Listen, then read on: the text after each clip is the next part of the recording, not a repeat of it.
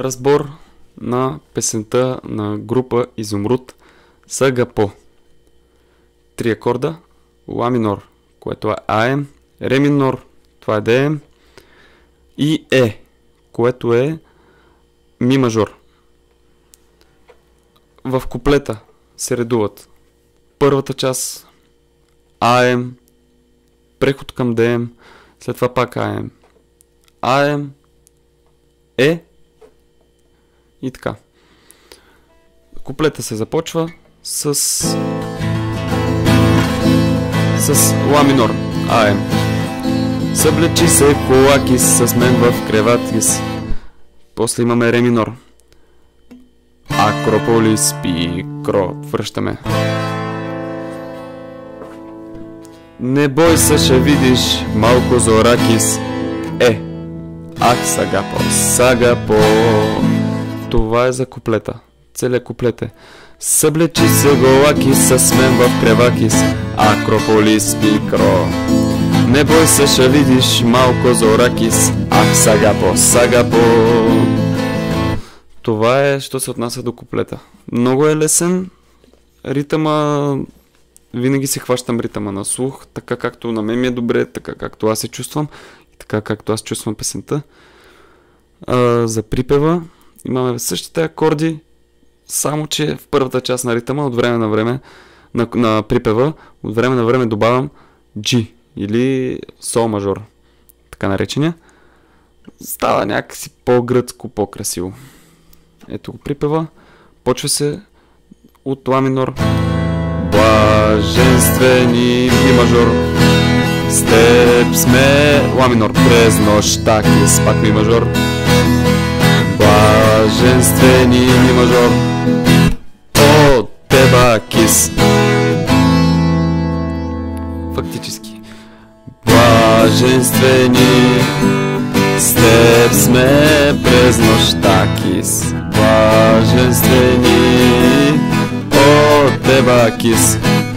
Това е припева с добавка на сол мажор.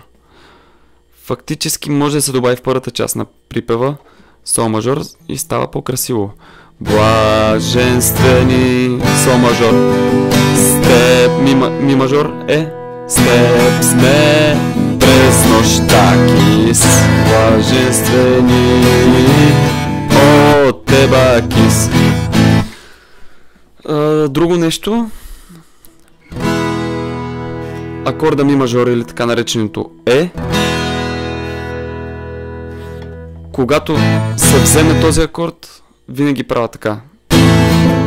Ето го, взимам го и свирвам ми мажор или Е. И след това веднага го прехвърлям на Е7 или така наречената седмица, както обичам да я казвам. Просто махам безимения пръст, оставам четвърта струна свободна. Четвърта струна свободна и се получава този вариант. Или може да се добави с котрето втора струна на трето пракче. И се получава ето този акорд, който разкрасява песента.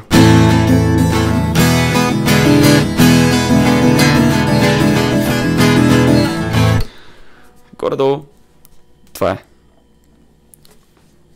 Сега таблатурата, нали, въведението, което е хубаво с него да се почне песента, хубаво е с въведението.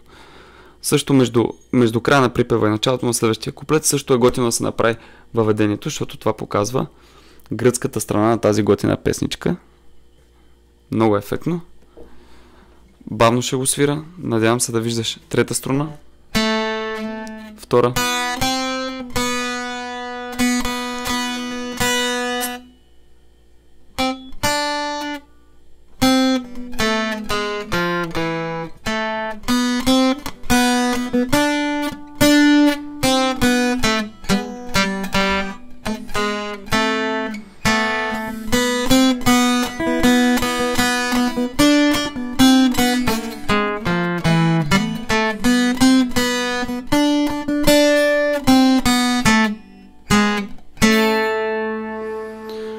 И трябва да се получи.